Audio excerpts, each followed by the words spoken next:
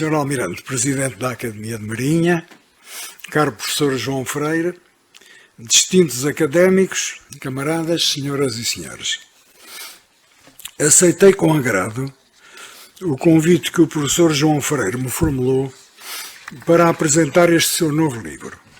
Recordo o autor, ainda aluno do Colégio Militar, na antiga Sagres, comandada pelo comandante Tengarrinha Pires, onde o meu curso de cadetes do primeiro ano da Escola Naval fazia a viagem de instrução. A leitura da ação naval e diplomática portuguesa na grande crise da China, 1925-1928, constituiu uma oportunidade para revisitar o país do meio, Chongkok, como ainda hoje se designa em dois intuitivos caracteres, mas em especial a província de Cantão e, naturalmente, Macau, onde servi como capitão dos portos de 1981 a 1985. A leitura do livro cativou-me desde o início. Escrito numa prosa fácil e elegante e muito clara, meticulosamente documentada, faz transparecer o homem das ciências exatas, o oficial de marinha, por detrás do eminente sociólogo. Como sempre me acontece ao emergir numa obra interessante, fui analisando a época que desfilava sob os meus olhos e, ao mesmo tempo, proporcionando à mente uma viagem em vários registros paralelos no tempo e no espaço, a diferentes velocidades, estimulando frequentes e inevitáveis comparações com outras situações semelhantes vividas na China e também no mundo atual. Gostaria de partilhar convosco algumas dessas reflexões, embora por vezes pareçam desviar-me do estrito contexto da obra. A ação decorre principalmente no imenso e lodoso delta do Rio das Pérolas, cujos escolhos imersos lhe dão o nome, onde a nossa marinha teve um papel determinante no relacionamento de Macau com os chineses, na província de Cantão, desde que os portugueses ali se estabeleceram em 1557. Essa influência está, aliás, bem expressa na toponímia das ruas e praças da cidade. A Marinha e o desenvolvimento de Macau foi o tema de uma conferência que tive a honra de proferir nesta Academia, a convite do então Presidente Almirante Rogério de Oliveira, em dezembro de 1999, por anti-arré da entrega da administração portuguesa à China.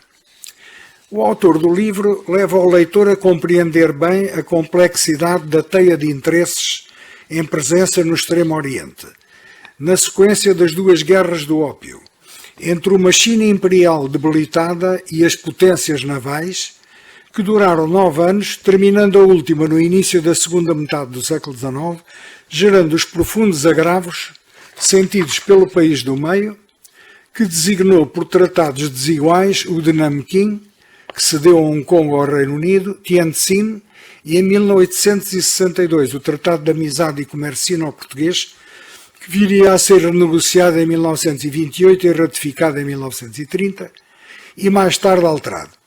Como muito bem documenta o autor, estes acontecimentos geraram no dialbar do século XX a revolta dos boxers, a oposição à presença dos estrangeiros nas concessões, potenciando o recentramento na cultura e identidade chinesas e o surgimento em torno da província de Cantão do movimento político nacionalista anti-imperialista Kuomintang, liderado por Sun Yat-sen, que viria a ser o primeiro presidente da República da China.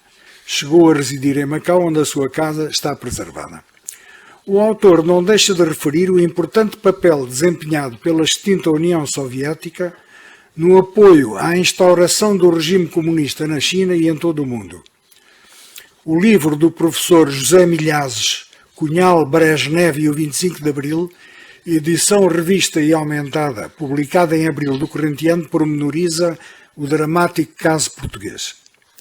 No período em análise 1925-28, durante a intervenção naval das potências ocidentais na China, entre as quais Portugal, para garantir a segurança dos seus nacionais, o autor consegue entremear habilmente as descrições da atuação dos governadores de Macau, dos diplomatas portugueses em Cantão, Pequim, Xangai, Hong Kong, Londres e Washington, com as dos comandantes dos navios de guerra portugueses na área, também eles exercendo diplomacia, dos ministros da Marinha, das Colónias e dos Negócios Estrangeiros em Lisboa, no conturbado período político-financeiro que incluiu a revolta militar de 28 de maio de 1926, com a subida do Dr. Salazar ao poder. Ao ler os episódios descritos no livro, não pude deixar de recordar outros 2 casos de grave instabilidade que ocorreram em Macau antes e depois do período em apreço, em que foi também seriamente posta em causa a sua existência pela ação de movimentos revolucionários chineses. O primeiro daqueles graves episódios ocorreu em Macau 80 anos antes do período focado na obra, em 22 de agosto de 1849, quando o governador comandante João Maria Ferreira do Amaral tomou várias medidas para reforçar a soberania portuguesa e foi assassinado perto das portas do cerco por um grupo de chineses armados que o decapitaram. Portugal resolveu punir Cantão Mano Militare e enviou para o efeito a fragata Dona Maria II e as corvetas Iris e Dom João I. Na véspera da partida prevista para a expedição punitiva a Cantão, em 28 de outubro de 1850, a fragata Dona Maria II, que se encontrava fundeada junto à Ilha da Taipa, sofreu uma violenta explosão, tendo morrido cerca de 200 elementos da guarnição. Suspeitou-se de um ato de sabotagem, a ação militar sobre Cantão foi cancelada. O segundo episódio de instabilidade, conhecido como Incidente 123, mês 12, dia 3, teve lugar um século depois, em dezembro de 1966, durante os graves incidentes provocados pelos guardas vermelhos em Macau e Hong Kong, durante a Revolução Cultural Chinesa, liderada por Mao Tse-tung. Na porta da Bahia, o detonador foi o embargo da construção de uma escola chinesa na Ilha da Taipa, na vigência do encarregado do governo, mas tendo como pano de fundo a continuada permissividade das autoridades portuguesas precedentes em relação à presença em Macau da Associação Sucedânea da Delegacia Nacionalista de Macau, que apoiava elementos de Taiwan contrários à política da República Popular da China. O governador era meu pai, General Nobre de Carvalho, recém-chegado. Tal como em épocas anteriores, repetiu-se o quadro de grande instabilidade, as graves quebras da ordem pública.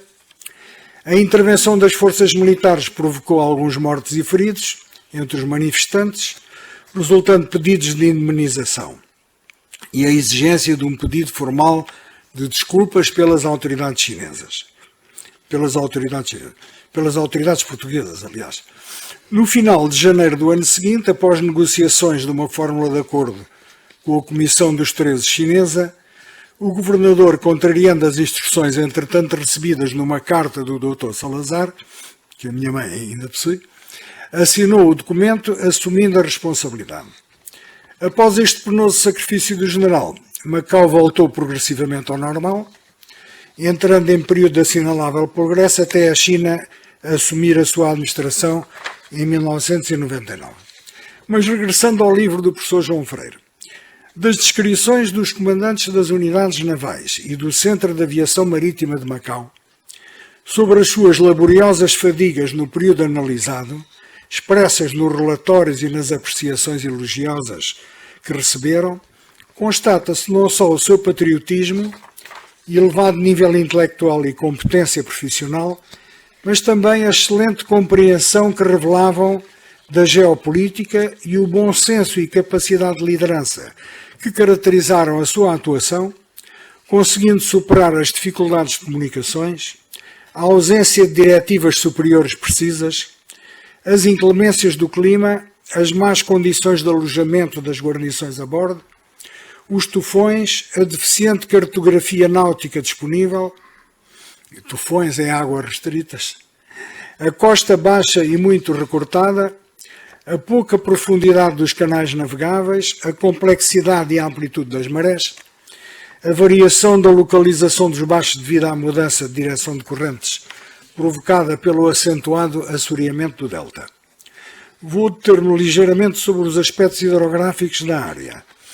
No período em análise, dispunha-se de um levantamento hidrográfico muito rigoroso, realizado em 1920 pelo capitão-tenente Henrique Zertz, e de 1923 a 26 construíram-se os molhos do Porto Exterior sob a direção do vice-almirante reformado Hugo de Lacerda Castelo Branco. Somente em 1981, decorridos 50 anos, aproveitando uma conjuntura favorável, o capitão dos portos, constatando ser indispensável atualizar os estudos hidrográficos, publicar cartas náuticas atualizadas e agilizar a fiscalização das dragagens dos canais navegáveis pela companhia que detinha o exclusivo dos jogos, que era a competência da capitania, propôs ao governador a celebração de um protocolo de acordo com o Instituto Hidrográfico, que viria a ser assinado em julho de 1982, sendo chefe de Estado-Maior da Armada o Almirante Sousa Leitão e diretor do Instituto o Almirante Almeida Costa. De 1983 a 1985, várias equipas técnicas do Instituto, com o apoio da Capitania, entre elas uma importante esfiada por o Sr. Almirante, na altura capitão de fragata, diretor da divisão de marés do Instituto, não é? Correntes e marés, efetuaram o levantamento hidrográfico global e introduziram uma grande dinâmica nos importantes estudos e recolhas de elementos científicos sobre marés, correntes e assoreamento, indispensáveis para a construção de aterros, obras portuárias e para o futuro aeroporto de Macau. Em 1983 foi divulgada a nova Carta Náutica de Macau, do Instituto Hidrográfico, em português e chinês. O capitão dos portos teve a ocasião de promover pela primeira vez a compilação dos diversos estudos e relatórios existentes sobre as marés, correntes, assoreamento, obras portuárias e tufões, numa publicação dos Serviços de Marinha em português e inglês, editada pela Imprensa Nacional de Macau, intitulada Meio Hídrico de Macau. Antes de terminar, gostaria de dizer o seguinte. Decorrido quase um século, desde o período relatado no interessantíssimo livro do professor João Freire, constata-se hoje que a superpotência asiática emergente recuperou quase totalmente a sua face, no Mar do Sul da China, mas parece querer impor unilateralmente os limites do mar territorial segundo a linha dos 9 traços que definiu, aparentemente à revelia da Convenção das Nações Unidas sobre o Direito do Mar e dos interesses dos Estados vizinhos. Afigura-se querer regressar à época de Grótios, quando a largura do mar territorial de um Estado correspondia ao alcance das armas. Todavia, julgo que o país do meio não denunciou a Convenção. Atualmente, no Mar do Sul da China, a situação enfrentada pelas potências marítimas ocidentais que defendem o princípio da liberdade dos mares é agora muito diferente e mais complexa do que a descrita nos idos de 1925-28. A China de hoje, além de ser uma potência nuclear e espacial, dispõe de significativo poder aeronaval, embora não tenha experiência de combate naval. Hoje, a Marinha Portuguesa não tem responsabilidades de segurança no Extremo Oriente, mas, tal como sucedeu no período descrito no livro, continua a ser um instrumento indispensável à ação externa do Estado português, quer na defesa dos cidadãos e interesses nacionais, como aconteceu recentemente na Guiné-Bissau em 1998, quer no combate à pirataria marítima, agora no Golfo da Guiné, ou no alinhamento com os seus aliados tradicionais na manutenção da ordem internacional. Evidentemente, Portugal tem de continuar a modernizar os meios navais, privilegiando o seu duplo uso, não desperdiçando recursos financeiros escassos em meios oceânicos para forças de segurança essencialmente terrestres. Muito obrigado, Sr. Almirante.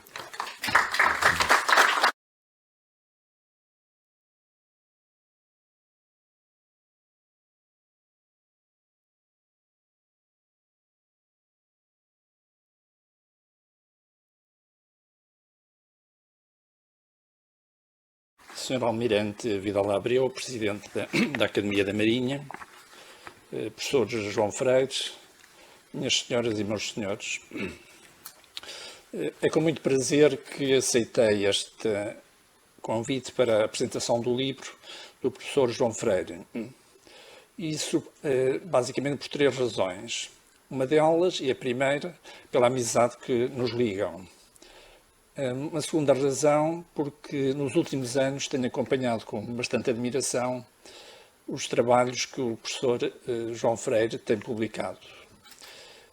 E uma terceira razão é porque eu próprio estou seduzido pela China, especialmente desde que estive em Macau, em meados dos anos 90, para participar nas negociações da transferência de Macau para a China.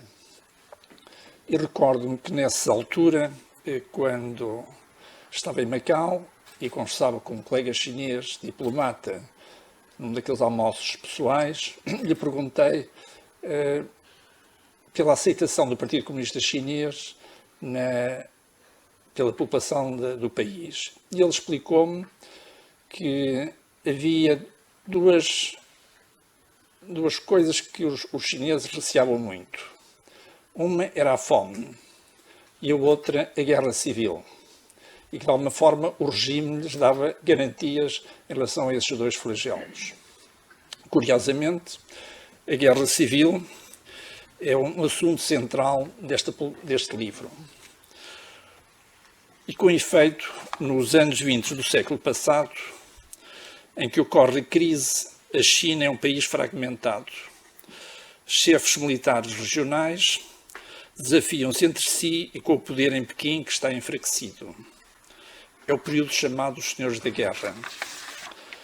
É a crise de 1925 e 1928 que titula este livro e é concomitante com a campanha que o general Chiang Kai-shek pela reunificação da China. Chiang Kai-shek está acantonado no sul, na região de Cantão, e em 1926 vai avançar em direção ao norte para subjugar os diversos chefes militares provinciais, incluindo o sediado em Pequim. Entretanto, constituíra-se uma frente unida entre o Partido Comunista Chinês e o Partido Nacionalista liderado por Chiang Kai-shek. João Freire realça a importância da ação que o Partido Comunista da União Soviética desenvolveu na China nessa década de 20. Da União Soviética chegaram instrutores em propaganda política, em movimentos de massas, em formação militar. Igualmente vieram armas, munições e financiamento. João Freire transcreve e comenta relatos dos nossos diplomatas e cônsules sobre esta infiltração soviética na China e a sua inserção no próprio Partido Nacionalista. Dá ainda conta da inquietação que essa aliança entre comunistas e nacionalistas causa nas capitais ocidentais. Refere, por exemplo, que o secretário de Estado americano comentaram ao nosso embaixador em Washington que uma das causas, e estou a citar, que uma das causas principais da perigosa agitação que reina na China é a intensa e inteligente propaganda bolchevista dirigida de Moscovo. A dita Revolução Nacionalista dos anos 20 tinha, como João Freire amplamente desenvolve, um duplo objetivo: livrar a China dos senhores da guerra e dos privilégios concedidos aos estrangeiros. Todo este processo é multifacetado, complexo, nele concorrem fatores de natureza internacional que se entrelaçam. Para nos introduzir nessa crise de 1925-1928, em que Portugal participou com navios e atividade diplomática ao lado das potências ocidentais, João Freire dá-nos belas páginas sobre a história da China. Fala-nos da China milenar, forte na sua identidade cultural, imperial, imensa e que se sentia o centro do mundo. A China, fechada sobre si própria, viu-se, porém, no século XIX, incapaz de resistir às arremetidas da Inglaterra e do Japão. Na pegada destes, outros países ocidentais buscaram sua oportunidade. João Freire vai-nos guiando numa leitura cativante nesse processo complexo. Contextualiza os acontecimentos, fala das motivações das potências, descreve revoltas e tumultos, transcreve relatos dos nossos diplomatas e cônsules, faculta retratos ilustrativos da vida cotidiana e vai chamando a atenção para o pano de fundo de uma sociedade chinesa marcada pela miséria e desigualdade. Conta-nos como a China sofreu, desde a Primeira Guerra do Ópio, em 1842, sucessivas e pesadas derrotas. Nas 7 décadas que se seguiram até à instauração da República, em 1911, as potências ocidentais foram impondo à China condições leoninas de acesso ao mercado chinês.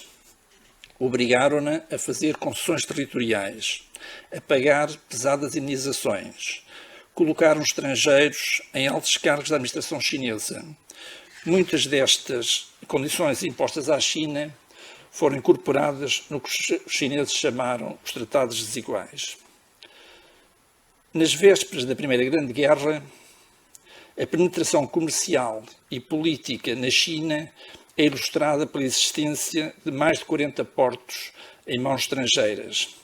Caminhos de ferro estavam na posse de companhias não chinesas. Os ocidentais dominavam a atividade industrial. Lanchas de guerra estrangeiras patrulhavam o litoral e rios da China. A Grã-Bretanha, França, Japão, Estados Unidos, Bélgica, Itália, Holanda tinham obtido concessões territoriais. Nesses enclaves territoriais, os estrangeiros viviam e operavam segundo regras de extraterritorialidade, ou seja, não estavam sujeitos à jurisdição chinesa. Mesmo assim, a China pusera-se ao lado das potências aliadas. E no final da guerra, os vencedores, todavia, não atenderam à pretensão chinesa de reaver as posições alemãs no seu território. Atribuíram-nos ao Japão. O sentimento de estrangeiros, ou anti-imperialismo, agudizou-se. Movimentos de estudantes, sindicais e de diversa natureza ampliaram-se. As suas ações assumiram cada vez maior agressividade. Sucederam-se as greves, boicotes aos produtos ocidentais, ataques contra os estrangeiros e suas propriedades, incidentes com mortes e feridos ocorriam, a atividade económica estrangeira abrandava ou paralisava durante semanas ou meses. Foi assim em Cantão, Xangai, Hong Kong e mais episodicamente em Macau. Nessa década de 20, as potências ocidentais, que vinham evitando intrometer-se nas guerras civis chinesas, nas guerras internas chinesas, viam-se atacadas nas suas próprias posições e interesses. Todavia, optaram por políticas de defesa e não de retaliação, como a tinham feito anteriormente. Isso mesmo é refletido numa comunicação da nossa Embaixada em Londres para o Ministério dos Negócios Estrangeiros, em que diz o embaixador: o governo inglês só em último caso irá para a guerra e fará tudo quanto for possível para evitar, o que não quer dizer que a guerra não rebente de repente, dada a atitude hostil chinesa e dos agentes de Moscovo. João Freire vai mais além. Analisa os motivos que estavam por trás desta atitude de contenção dos ocidentais. Os países europeus tinham saído da guerra mundial exauridos. Muitas dessas nações estavam a passar por processos internos de mudanças políticas e sociais. Estavam perante uma China mobilizada que se agigantava para rechaçar as submissões dos tratados desiguais. A Sociedade das Nações apontava para princípios mais equitativos de relacionamento internacional. Os Estados Unidos, que se afirmavam como potência proeminente, assumiam ideias de maior respeito pela autonomia de países, sem prejuízo de propugnarem pelo comércio livre. Os ocidentais tinham, assim, que repensar o futuro das relações com a China numa base de maior equidade, a fim de preservar o essencial dos interesses económicos em jogo. Entretanto, o poder em Pequim, acossado internamente e perante a onda do movimento anti-estrangeiro, entendeu tomar a iniciativa de propor negociações sobre os regimes alfandegários e direitos da extraterritorialidade que haviam sido impostos. As potências aceitaram negociar e foram ser realizadas conferências internacionais em Washington em 1922, seguidas por outras em Pequim em 1925 sobre aquelas matérias. Embora negociando, as potências procuraram ganhar tempo, protelando a aplicação dos compromissos. João Freire dedica páginas muito elucidativas sobre essas negociações e os seus resultados. E fala da atuação dos nossos representantes nessas conferências multilaterais. O livro vai-nos dando assim conta do que foi a linha de rumo diplomática da intervenção portuguesa nesta crise da China. Realça instruções das autoridades de Lisboa, menciona relatos e pareceres dos nossos diplomatas e cônsules na China, refere o empenho dos mesmos na nossa participação naval nesta delicada ação de política externa. Fala-nos de informações que os nossos embaixadores em Londres, Paris e Washington vão obtendo sobre as intenções dos governos junto aos quais estavam acreditados. O livro oferece-nos uma ideia apurada da nossa rede diplomática a operar. Com efeito, havia interesses portugueses em jogo na China. Em particular, a proteção das nossas comunidades em Cantão e Xangai, bem assim a preservação de Macau, mas também a projeção do papel político de Portugal como primeira nação ocidental a estabelecer-se naquelas paragens. João Freire fala-nos dos primórdios de Macau, da peculiaridade da sua geografia e da sua história, da sua economia, da sua sociedade, das suas instituições. Macau vivia muito o comércio com a província de Cantão, dali provinha o seu abastecimento, mesmo da água. Persistiam indefinições fronteiriças. A manutenção de boas relações com as autoridades cantonenses era assim uma preocupação estratégica dos responsáveis de Macau. Disso dependia a tranquilidade do território. Ademais, a sua população era maioritariamente chinesa. Seguia os seus próprios líderes, poderosos chineses que ali residiam e tinham ligações aos poderes de Cantão. Tensões despontaram ao longo da história daquele território e era necessário lidar com as pressões chinesas com um misto de firmeza e sentido de apaziguamento. Eram exercícios difíceis de dosear e cujo maior ou menor sucesso dependia de diversos condicionalismos, como as circunstâncias históricas ou os traços de personalidade dos governadores de Macau. João Freire dá-nos páginas esclarecedoras sobre a forma como foram geridas as crises naquela década de 20, como as de Xangai e de Cantão, que atingiram portugueses e interesses nacionais e tiveram repercussões em Macau. Recorda-nos que florescia em Cantão, nessa altura, o espírito revolucionário, nacionalista e comunista, envolvendo estudantes, massas trabalhadoras e elementos da Academia Militar formados por instrutores soviéticos. Macau não estava, de facto, imune às ondas de choque que vinham da China e, em particular, da região de Cantão. João Freire recorda-nos que Portugal tinha logrado, nos finais do século XIX, como já foi aqui referido, em 1887, numa época de maior debilidade da China, negociar um tratado no qual se acordou, além de matérias de comércio e de jurisdição consulares, a posse perpétua de Macau. Este tratado foi posteriormente qualificado pelos chineses como tratado desigual e veio a constituir, no período que o livro se ocupa, uma das recriminações chinesas contra Portugal.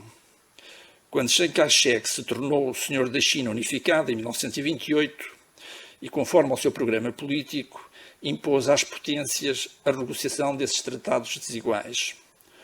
O relativo a Portugal foi um dos primeiros a ser alterado. João Freire realça alguns temas contemplados nesse novo acordo. Aí se reconhece, nomeadamente, a soberania dos Estados para estabelecer as respectivas tarifas aduaneiras e a norma de que os nacionais de cada uma das partes ficarão sujeitos, no território da outra parte, às leis e jurisdição dessa parte. O tratado foi omisso, porém, quanto ao estatuto político ou jurídico de Macau.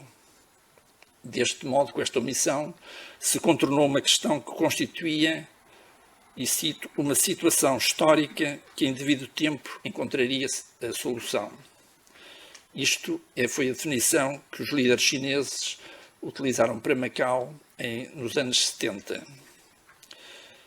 Eu gostaria de, com estas breves notas, ter dado uma ideia da riqueza de tópicos de que o livro trata e como mostra as interligações entre eles. Incorpora extenso trabalho de investigação. Oferece uma leitura extremamente interessante, é informativo e traz-nos testemunhos de atores no terreno, como cônsules e comandantes de navios que experimentaram situações delicadas e de grande desgaste. Como diz o autor, e com toda a justiça, os leitores de língua portuguesa encontram neste livro uma síntese bastante completa de um período tumultuoso da história contemporânea. O livro também nos ajuda a entender a China de hoje. Com efeito, o Partido Comunista Chinês tem como uma das suas missões restabelecer a grandeza nacional e considera que a mesma foi interrompida pelo que eles chamam os 100 anos de humilhação nacional. Referem-se ao período entre 1842, data da Primeira Guerra do Ópio, e 1949, data do estabelecimento da República Popular da China por Mao Tse-tung. E sobre esta humilhação sentida pela China, o livro é claro. É assim de sublinhar também a oportunidade desta publicação. Li este livro com muito deleite e aprendi. Saúde à Academia da Marinha, por ter dado à estampa esta obra. Obrigado, João Freire, e obrigado a todos pela atenção.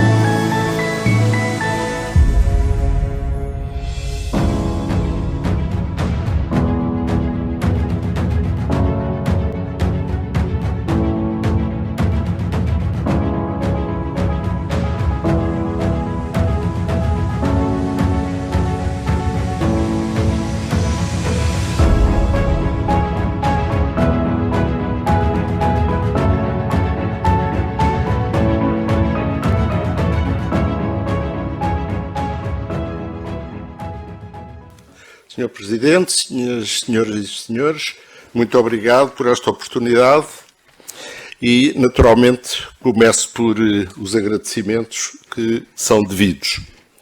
Em primeiro lugar, à Academia de Marinha, que aceitou editar este trabalho.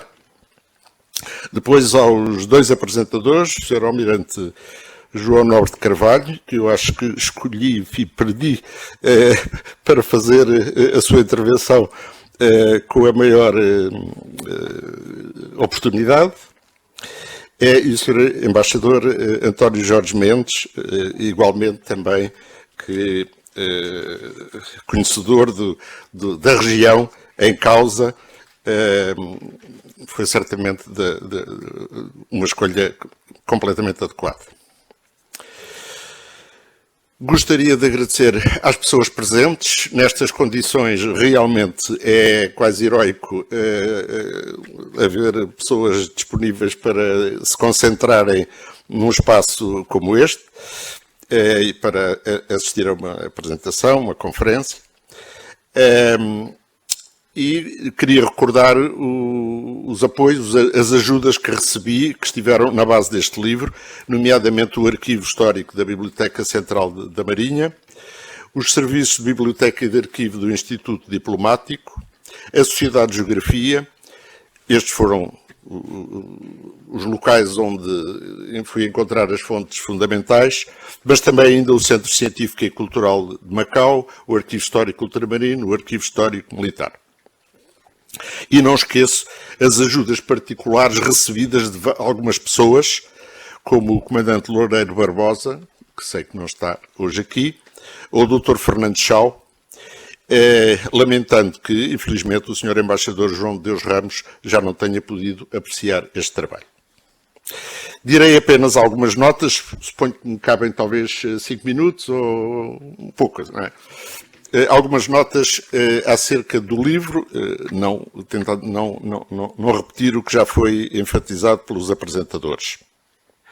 Este livro é, de certa maneira, um tributo também prestado aos relatórios de Avens Ferraz, no comando do Cruzador República, que publicou em livro a maior parte, não a totalidade, dos relatórios que enviava para Lisboa copiosos, muitíssimo bem informados, mas também cuja leitura por atacado no livro que ele publicou em 32 e que a Academia de Marinha já reeditou há poucos anos,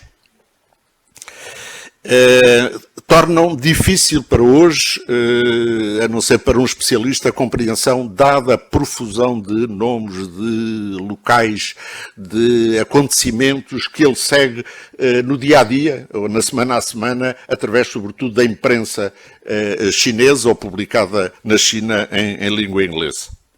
Portanto, esse livro é, digamos, uma referência que este meu presta tributo, e também o livro muito semelhante do comandante Freitas Morna, que comandou um outro navio, um transporte, e que publicou logo em 31 também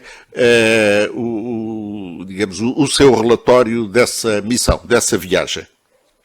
Era costume na época os relatórios apresentados ao Major-General, ou ao Estado-Maior, ou ao Ministro, serem também, muitas vezes, rapidamente publicados. E existia mesmo, na altura, uma imprensa da Armada que se ocupava de boa parte dessas publicações. Essa foi uma prática, por certamente boas razões, desapareceu, mas também nos tornou mais difícil o acesso a informações assim em primeira mão.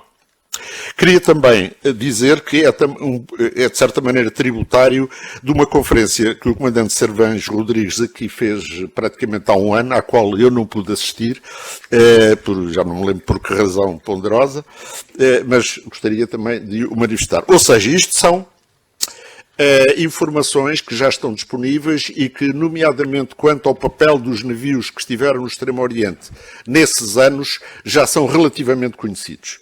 Nesse sentido, eu procurei aproveitar o que de mais interessante eles podiam dizer, digamos, sobre as suas missões, mas sobretudo sobre a situação que viviam em Macau e na China e nos portos chineses, e não repetir sistematicamente coisas já conhecidas. Gostaria também de dizer, na gênese disto, há alguns aspectos pessoais, mais emocionais, se quiserem. E recordo conversas tidas, ainda muito novo, com o comandante Jaime do Inso, ainda no Museu de Marinha, não aberto ao público, no Museu das Laranjeiras, numa altura em que ele recebeu, de resto, uma dádiva importante que ainda hoje figura no Museu de Mobiliário e de Artefactos Diversos de Macau. Das conversas que eu e outros comigo tinham com o comandante Eugênio Conceição Silva, que era então tenente e fazia parte da guarnição do tal Cruzador República, mas que nos falava mais dos tufões e das suas circunstâncias do que dos conflitos armados, e se calhar mais do imediato Leal Vilarinho, pai do almirante Vilarinho, do que propriamente do seu comandante Aires Ferraz.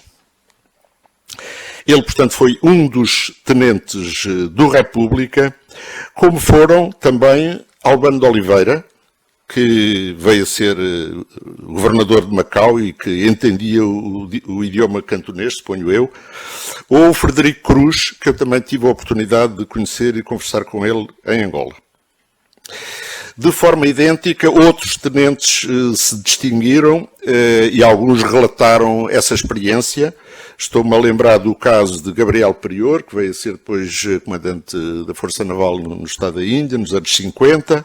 Esse estava no Adamastor e foi ele que instalou um posto de TSF com capacidade para fazer ligações rádio diretas entre os 4, chegaram a ser navios da Força Naval do Extremo Oriente, comandada em chefe pelo Aires Ferraz. E no transporte Pedro de Alenquer, o tal do Freitas Morna, os tenentes Sarmento Rodrigues, que foi encarregado da pilotagem, ou o Henrique Terreiro, foram homens dessa guarnição. Não vou voltar, mas gostaria, apesar de tudo, de não passar em claro a complexidade geopolítica do Extremo Oriente no pós-guerra de 14-18, com focagem especial que procurei fazer nessa China humilhada e em desordem, apesar de algumas generosas e esclarecidas intervenções medidas da República, da Jovem República, nomeadamente sobre a língua e a moeda. E o papel desempenhado pela Inglaterra, os Estados Unidos e a União Soviética, menos para mim, porque não domino o necessário, o Japão, o papel do Japão, mas que me surpreenderam, e eu procurei isso na síntese final, consignar essas ideias fortes que ficaram da análise dos documentos, da moderação da Inglaterra. Como já foi aqui acentuado, defender-se-á se for alvo de ataques físicos, etc. E foi, em alguns casos, mas a sua ação foi essencialmente, naval, foi essencialmente dissuasora. Mandou para lá um porta-aviões, uma força grande, mas realmente coibindo-se o máximo de fazer atividades, ações que pudessem ser interpretadas como provocações pelos chineses. O caso dos Estados Unidos pareceu-me também muito interessante. Acolhem a Conferência Naval, mas simultaneamente Conferência Naval e Conferência do Oceano Pacífico no pós-guerra. De certa maneira, um prolongamento de Versalhes. Pela, digamos, velada simpatia que têm pela causa chinesa e pela compreensão, diria, que manifestam pela causa chinesa em relação, portanto, à reversão de todos os atentados económicos, enfim, talvez possamos dizer assim, de que a China tinha sido vítima nas décadas anteriores, realmente. Quanto à União Soviética, foi um dos livros que inicialmente me motivou para fazer isto. É um livro de um historiador americano, Harold Isaacs, já algo antigo, que faz uma análise muito detalhada do papel que a União Soviética viu poder jogar no espaço exterior, quando considerou que as hipóteses de uma revolução proletária, uma revolução do mesmo tipo da bolchevique na Europa, nomeadamente depois da Itália e da Alemanha, teriam fracassado e já não haveria condições para tal. E, portanto, investem brutalmente na China e na penetração dentro do movimento de revolta anti-imperialista, anti-ocidental, anti-estrangeiros. Como disse, sobre o Japão, claro que objetivamente compreende-se bem os interesses e as ofensas que os japoneses desde há muito fizeram sobre a China e naquela altura também. Também, digamos, no final desta crise, pode-se dizer que o comunismo teve que voltar a zero. E foi um outro comunismo, não o comunismo operário, urbano, etc., que veio a ser vencedor, 20 anos depois. Mas o fim desta crise marca também, ou anuncia de imediato também, a guerra sino-japonesa, que antecede depois a chamada Guerra de Libertação Nacional do Mao Tse-tung. Impressionaram-me também, e a documentação atesta, as exigências prementes, importantes e urgentes que incidiram naquela altura, como já foi acentuado, sobre a diplomacia portuguesa, os seus representantes no terreno, a legação sobretudo os dois consulados, três também, com o de Hong Kong, mas também o papel realmente tido nas tais conferências multilaterais, a de 22 e a de 25-26, e depois o acordo bilateral de 28.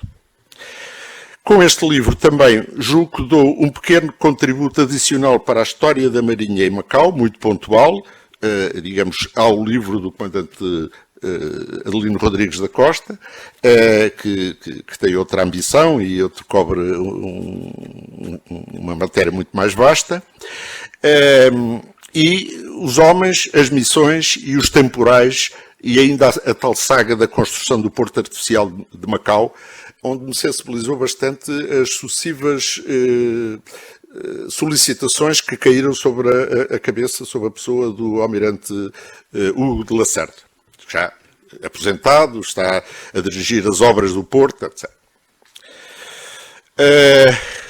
Julgo que nunca tinha sido suficientemente enfatizado para este período e procurei fazer aí uma ênfase particular, o papel da aviação. Surpreenderam-me também a disponibilidade de meios. Terminada a guerra em 18, rapidamente se constituem por todo o mundo e na China também, no Japão, Hong Kong, companhias de aviação pequenas, comprando a baixo custo, certamente, o material aeronáutico disponível pelo fim da guerra, na Europa, sobretudo, não é? E aqui em particular procurei aprofundar ao máximo o que tinha sido o caso da Esquadrilha de Aviação Naval, comandada pelo Tenente José Cabral, que se pode dizer que teve aspectos rocambolescos. Finalmente, os desempenhos mais polémicos ou discutíveis das entidades político-governativas, devo dizer que julgo que elas não foram essencialmente afetadas pela mudança de governo e de regime político, pode-se dizer, em Portugal em maio de 26. Ou seja, não se nota grande diferença entre a política da República prosseguida até essa altura e depois pelos governos do Estado Novo. Mas, isso sim, atravessando esses dois períodos, acusaram sucessivas incongruências, atrasos, falta de planeamento, que integrasse a ação dos vários departamentos do Estado envolvidos, já foi referido, os negócios estrangeiros, a Marinha, o ultramar, as colónias, mas também o Exército, que tem um papel, porque realmente, naquela altura, foi reforçada a guarnição militar, artilharia, etc., de Macau, para o caso, digamos, de uma invasão em força, de uma ação em força. Enquanto isto, no plano local também se notam falhas salientes.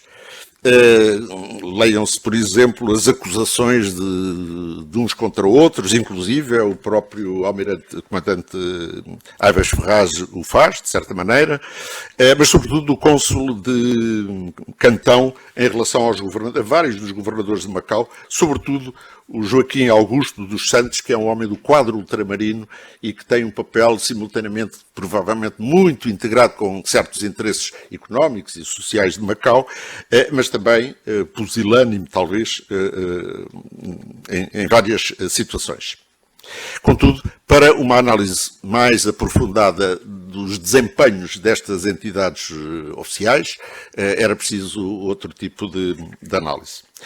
Finalmente, quanto à Marinha embarcada, digamos assim, que ali estava, tudo isso é já bastante conhecido, no caso então do Cruzador República, sobretudo, mas penso que eram quase totalmente ignorados os protagonizados pela canhoneira Pátria, sobretudo o de Xangai 24, julgo que passou, por exemplo, ao lado, se não estou agora a enganar-me, ao lado dos relatos do Esparteiro, do comandante Esparteiro.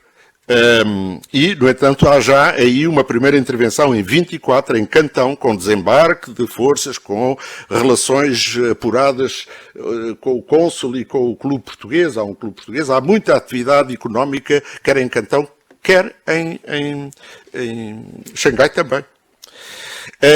Portanto, aí, sobretudo, depois o navio fica numa posição delicada, com ataques diretos, de que se teria comportado mal na crise de Cantão de 25. E, portanto, é sobre o comandante Weinhold Bivar que caem algumas acusações, mas que ele se explica muitíssimo bem nos seus relatórios. E pronto, penso que é tudo o que vos poderia dizer mais nesta altura. Mais uma vez, os meus agradecimentos.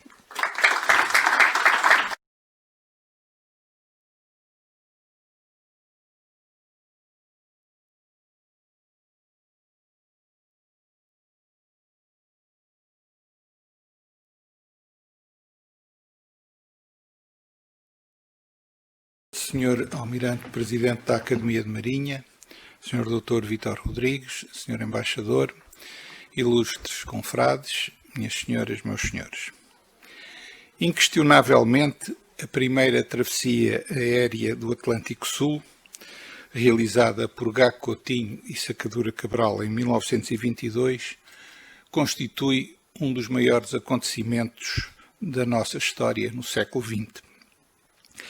E é simultaneamente um dos maiores contributos para o progresso da navegação aérea. Curiosamente, Sacadura Cabral é o 14º descendente de Fernão Cabral, pai de Pedro Álvares Cabral. Cumpre referir que a viagem foi realizada com o ativo empenhamento do então Ministro da Marinha, Vítor Hugo Azevedo Coutinho, que tinha sido presidente do Ministério algum tempo antes, e que a viagem se realiza num dos períodos mais complexos e mais críticos da nossa nação. É um período marcado por uma instabilidade política sem precedentes, 8 presidentes da República e 45 governos em 16 anos, um presidente da República assassinado, um presidente do Ministério assassinado, entre muitas outras figuras de relevo da vida nacional, inclusive alguns oficiais de marinha, fundadores da República.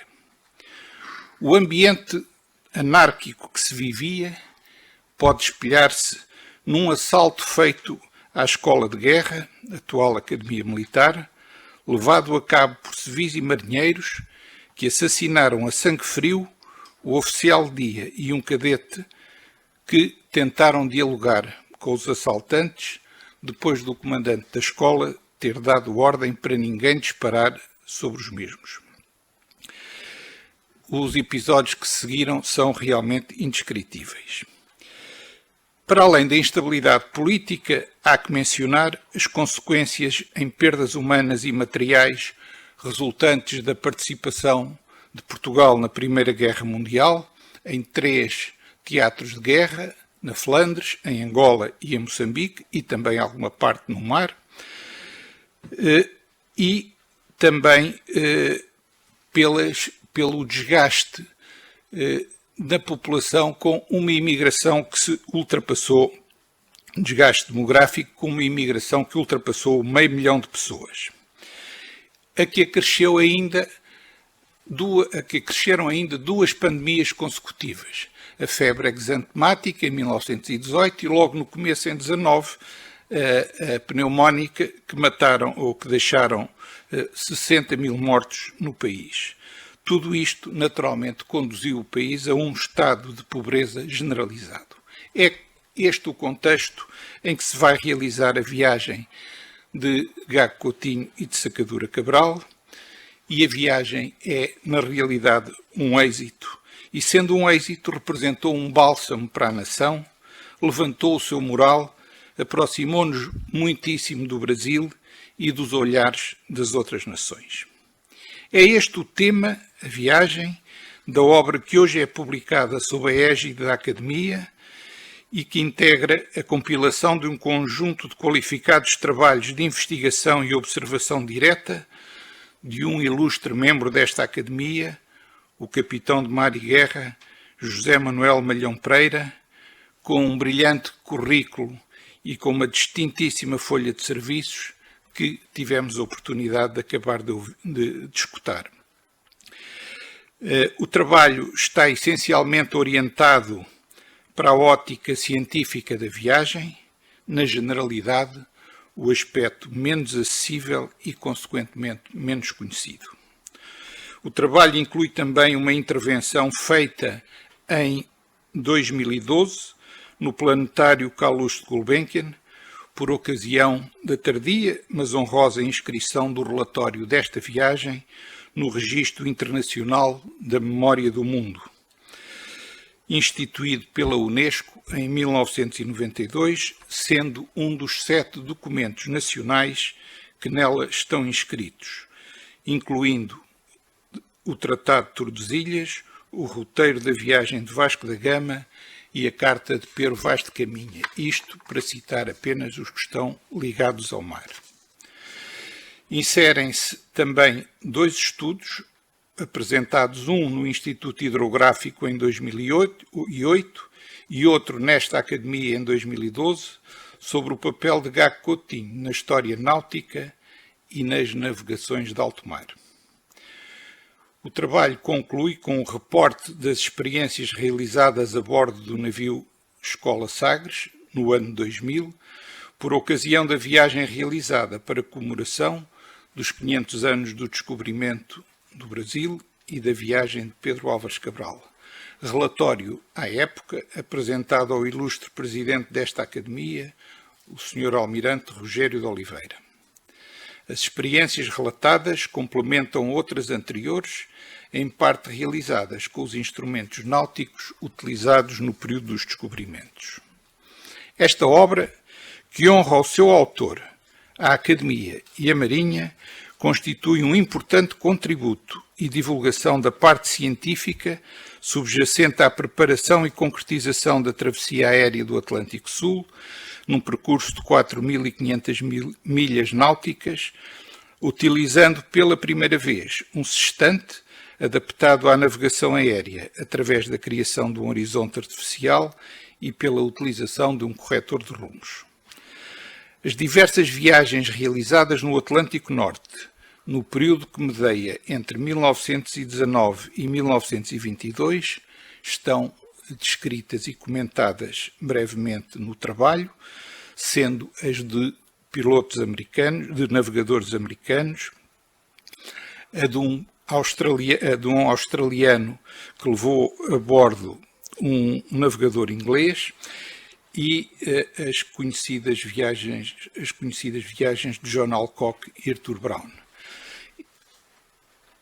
De qualquer forma, estas viagens foram concretizadas com horizonte de mar de dia e de nuvens à noite e pouco adiantaram para a navegação aérea de forma científica. De resto, como a conhecida viagem de Charles Lindbergh, realizada em 27. Como bem referiu o comandante Silva Soares, estes fizeram navegação no ar, mas não navegação aérea. É importante deixar aqui também uma referência que esta obra é uma memória importante para este acontecimento, numa altura em que o próprio ensino o ignora ou o refere marginalmente.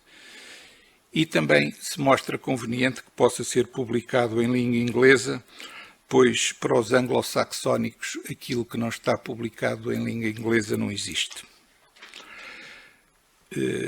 Confirmando o que deixo dito, estive há alguns anos no Museu do Ar em Washington, tal como o comandante Malhão Pereira, e na história da aeronáutica não constava sequer a menção à viagem de Gago Coutinho e de Sacadura Cabral.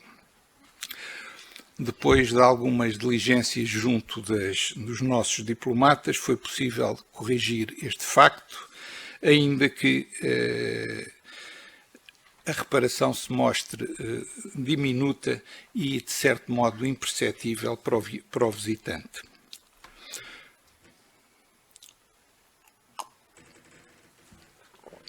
O autor refere ainda no seu texto que um ignorante historiador americano apelidou Gago Coutinho como navegador de poltrona e biblioteca, quando, na realidade, foi um dos oficiais de marinha com mais milhas percorridas em navios à vela.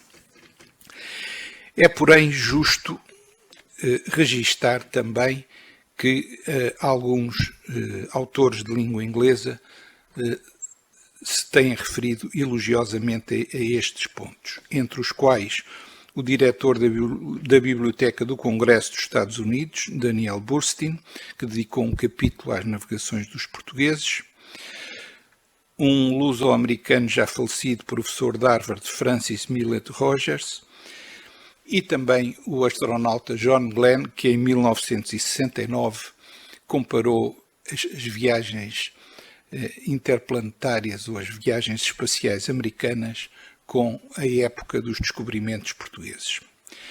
Retomando o trabalho, o autor começa por enunciar os métodos de navegação aérea utilizados até essa data, salientando a sua identificação com os utilizados na navegação marítima e descrevendo seguidamente que Gago Coutinho adaptou o sextante de marinha por forma a permitir a observação em horizonte artificial e, simultaneamente, em horizonte de mar. Para além de ter criado um instrumento de observação no ar sem horizonte de mar, Gago Coutinho criou a forma de, em condições adversas, num curto lapso de tempo, traçar uma linha de posição. Registou a graduação do limbo de 10 em 10 minutos, o que era suficiente para apreciar a olho a quantidade correspondente ao minuto do arco, apesar do instrumento possuir um nónio, cujo recurso em voo era menos prático, ou seja, mais demorado. Na verdade, Gago Coutinho preparava em terra a linha sobre que pretendia navegar, marcando pontos de referência de latitude e longitude conhecidos, sendo interessante verificar no trabalho do comandante Malhão Pereira o cartão em que foram assinaladas as retas da altura no troço mais importante da viagem, ou seja, o percurso entre a praia e os penedos de São Pedro e São Paulo, que foram abordados pelo norte depois de uma ligeira correção na rota, atingindo assim a reta da altura que passava sobre os penedos. Refere o autor que os métodos rápidos de Gago Coutinho terão inspirado as tábuas futuras para a aviação, que culminariam com a publicação das HO 249. Na verdade, este percurso, o mais difícil e arriscado de toda a viagem, consagrou de forma definitiva o valor científico dos métodos adotados. O comandante Malhão Pereira aborda também a travessia do Atlântico Sul por Jorge Castilho e Sarmento de Beires, uma viagem geralmente pouco falada e pouco conhecida, feita em 1927, e que confirmou a potencialidade dos métodos e técnicas de navegação aérea usadas pelos pilotos portugueses, e que muito justamente dá ênfase. Técnicas que Francis Rogers designou como Portuguese Package.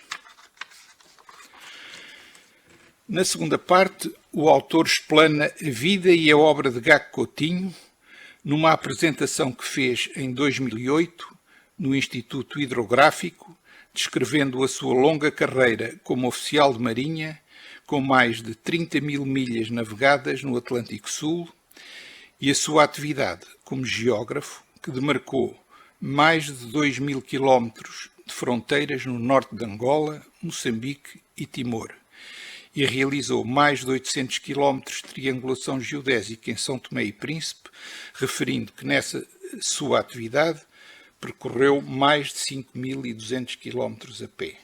Eu tive a oportunidade de verificar ainda a existência de 2 marcos geodésicos no Lago Niassa, concretamente em Meponda, e que até terão sido utilizados pelo então capitão de fragata Barahona Fernandes na delimitação do Lago Niassa entre Portugal e Inglaterra, feita, salvo erro, em 1954. O último tratado de partilha de territórios em África. Para além do contributo para o progresso da navegação aérea, o autor comenta de forma sucinta, mas completa, a importância dos seus trabalhos no âmbito da história náutica, salientando a sua superior formação em astronomia, matemática e a já mencionada larguíssima experiência na navegação à vela, acrescida pelos trabalhos geodésicos e hidrográficos, o que lhe permitiu esclarecer muitas das dúvidas da história dos descobrimentos, contribuindo decisivamente para o esclarecimento das rotas do passado, incluindo as de Fernão de Magalhães, Colombo e Américo Vespucci, demonstrando que algumas destas navegações não podem ou não podiam deixar de ser fictícias. Na apresentação feita à Academia em 2012, no ciclo de homenagens a Gago Coutinho, o autor, sem deixar de assinalar o contributo para o estudo e divulgação das navegações portuguesas feito por notáveis oficiais da Armada, como Teixeira da Mota, Fontoura da Costa, Moura Braz, Humberto Leitão, Moraes e Sousa e outros, analisa os diversos aspectos da diversificada e completíssima formação náutica de Gago Coutinho, reconstituindo o seu extenso percurso de oficial da Armada, de aspirante a vice-almirante, e identificando os navios em que embarcou, com ênfase para o Pero de Alenquer, ex-Thomas Stephens, naufragado em 1916, um clipper do Chá que serviu de navio-escola no final do século XIX. evidencia que Gago Coutinho interpretou as rotas do passado, reconstituindo-as in loco e registando nos diários de bordo, com notável qualidade e precisão, a meteorologia e particularmente o regime de ventos no Atlântico Norte e Sul, além de observações astronómicas, utilizando instrumentos náuticos da época dos descobrimentos. A propósito dos trabalhos náuticos, Teixeira da Mota afirmou que Gago Coutinho, durante a sua longa vida, elaborou mais de 400 trabalhos, a maior parte dos quais de grande valor científico.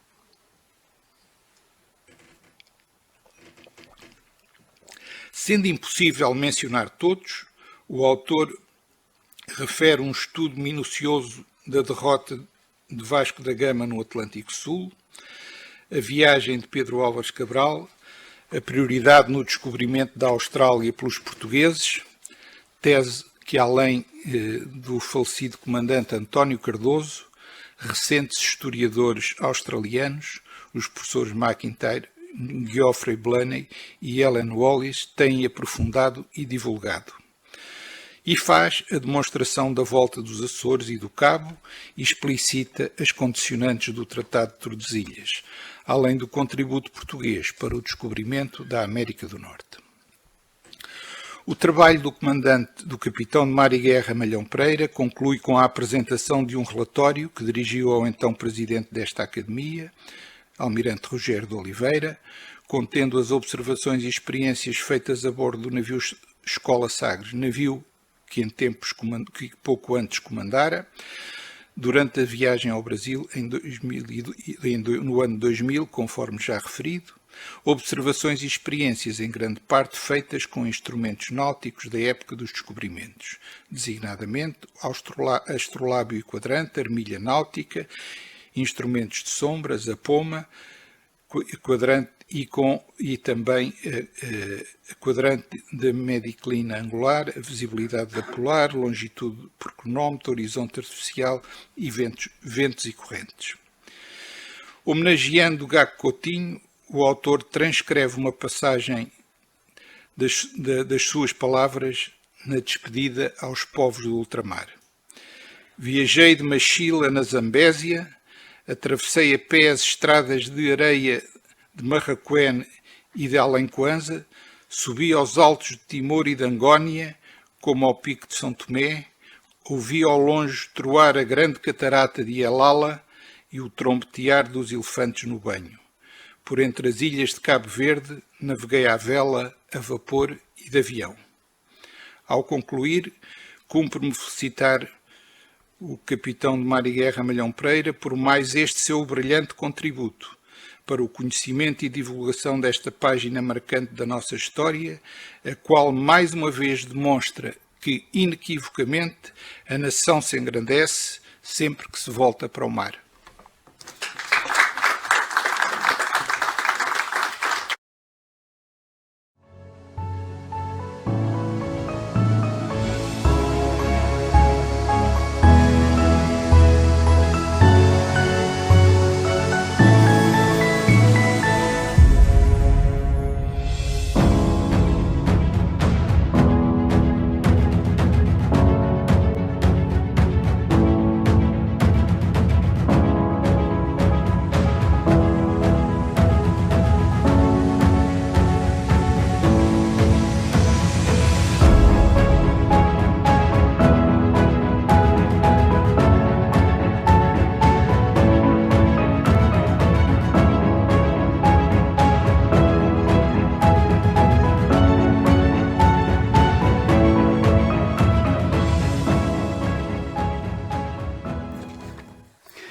Sr. Almirante Vidal Abreu, Sr. Dr. Vítor Rodrigues, Sr. Embaixador,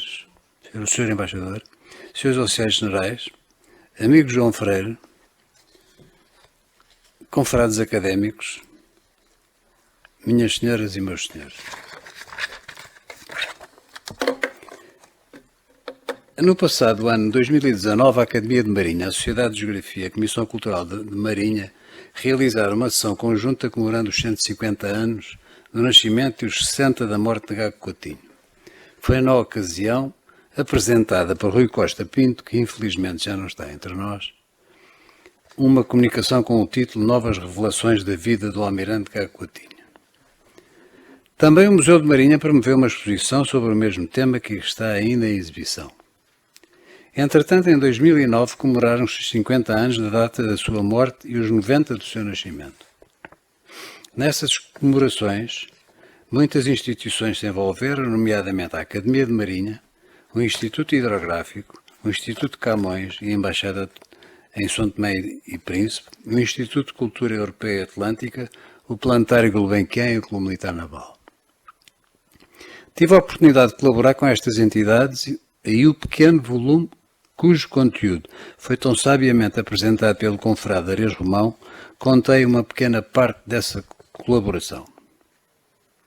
Sempre admirei Gago Coutinho e, dado que o meu período liceal foi de 51 a 58, período esse que corresponde à faixa etária de um jovem que estará a imaginar o que vai fazer no futuro, os últimos anos de Gago Coutinho, que até nos deixar manteve sempre atividade pública, não só física como intelectual, influenciaram bastante a escolha da minha profissão. Transcrevo em seguida da minha colaboração nas comemorações levadas a cabo pela Embaixada Portuguesa em São Tomé e Príncipe, o que a vida de Gago Coutinho me sugeriu que seria um oficial de marinha, ou seja, o que me esperava no futuro, uma vez que entrei na Escola Naval em 1959. E cito: um oficial da Armada tem necessariamente uma formação eclética. É um condutor de homens, um administrador, um diplomata e será, ou pelo menos deverá ser, um marinheiro. Isso é que não é tão bem assim. Terá também que ser, em grande medida, um homem de ciência, ou melhor, um homem de muitos e variados saberes científicos.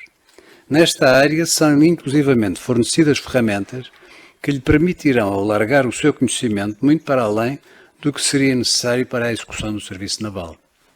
De facto, o meio em que se move o mar e os navios é um mundo em miniatura, uma comunidade humana e material em miniatura, onde se misturam a ciência e a técnica com a necessidade de aptidões de gestão e de liderança que conduzam a máquina, o navio, a executar com eficiência a sua missão. Continuando, poderei ainda dizer que um oficial da Armada ou de qualquer das Forças Armadas terá em princípio um apego muito limitado às coisas materiais, porque se quisesse enriquecer não escolheria esta profissão. Ora, Gago Coutinho teve estas qualidades em elevado grau, tendo dedicado toda a sua longa vida, praticamente até ao momento da sua morte, à Marinha, à ciência e ao país que tanto amava, considerando-se esse o seu país, todo o vasto território de Minha Timor, que na altura Portugal administrava. Fim de citação. Está claro que eu tentei seguir este valioso exemplo, mas naturalmente apenas cumpri uma pequena parte destes princípios. No entanto, excedi-me relativamente a Gago Coutinho, visto ter neste momento 5 netos. A publicação deste trabalho, que muito agradeço à Academia de Marinha, não é mais do que um reconhecimento daquilo que Gago Coutinho me ensinou através do que escreveu e das ações que concretizou. Nestes trabalhos e em todos os que produzi durante estes períodos comemorativos, tentei sempre aprofundar bastante os detalhes técnicos das ações de Gago Coutinho em quase todas as áreas da sua atividade.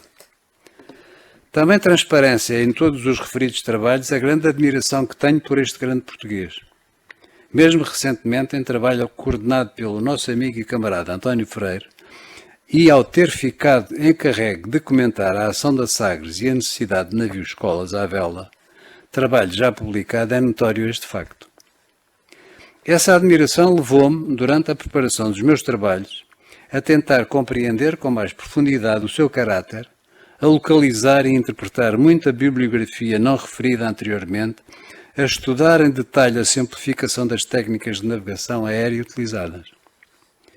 Apostei ainda nos meus estudos da evolução da ciência náutica, adotei ainda nos meus estudos da evolução da ciência náutica o método geográfico e náutico de Gago Coutinho, que foram tão bem definidos por Jaime Cortesão. De facto, o nosso aeronauta, geógrafo, navegador, velejador e etc. tinha a perfeita noção de que a expansão marítima, a navegação de alto mar e a correspondente descoberta de todos os oceanos do mundo foram levados a cabo por homens em navios de madeira e à vela, pelo que o conhecimento do condicionalismo físico dos oceanos e o comportamento dos navios e do pessoal embarcado eram fundamentais para a interpretação da história da náutica.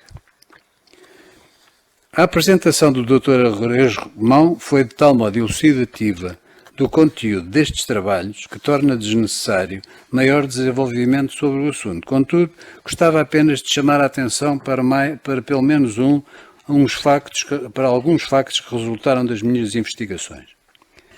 Foi na minha geração e cursos próximos, entrei para a Escola Naval em 59, que se começaram a usar os processos rápidos, ou seja, as tábuas de inspeção direta.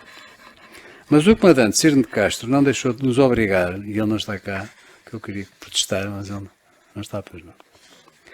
Não deixou de nos obrigar a resolver as fórmulas com logaritmos. E isto porque os comandantes da altura não gostavam nada das aproximações necessárias para utilizar as referidas tábuas, as tábuas de inspeção direta. Contudo, como poderão analisar consultando este trabalho, já em fins do século XIX se publicaram tábuas simplificadas, assim como na segunda década do século XX, sendo notáveis as de Newton e Pinto e de Radler Aquino, um brasileiro.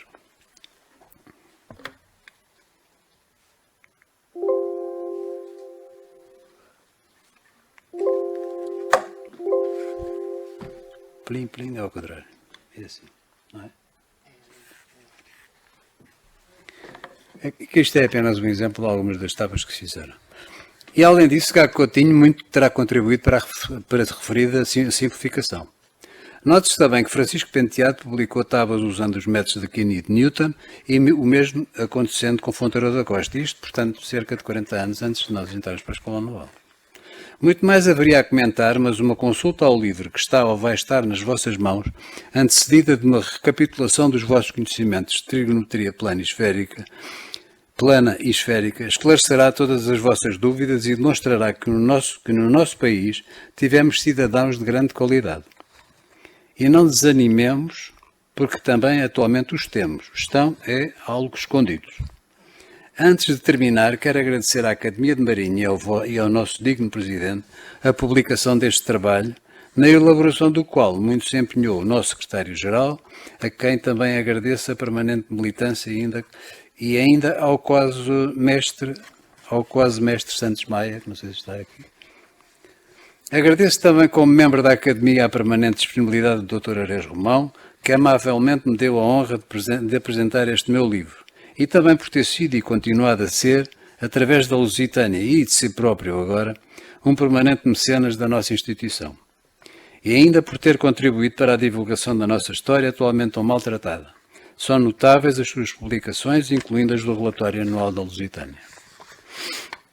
Quero também agradecer ao Instituto de Cultura Europeia e Atlântica as inúmeras atenções de que tenho sido alvo, e ainda ao Sr. Almirante Gonçalves de Brito, em 2008, diretor do Instituto Hidrográfico, que me honrou com o convite para apresentar a comunicação que está em segundo lugar neste trabalho.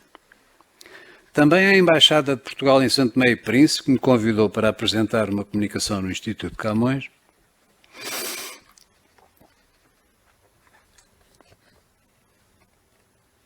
que ainda não publiquei. Essa viagem permitiu-me não só ter no Ilhéu das Rolas simultaneamente o meu corpo assente em ambos os hemisférios, como também conhecer uma faceta pouco comentada de Gago Coutinho, que é o seu grande prestígio no universo feminino.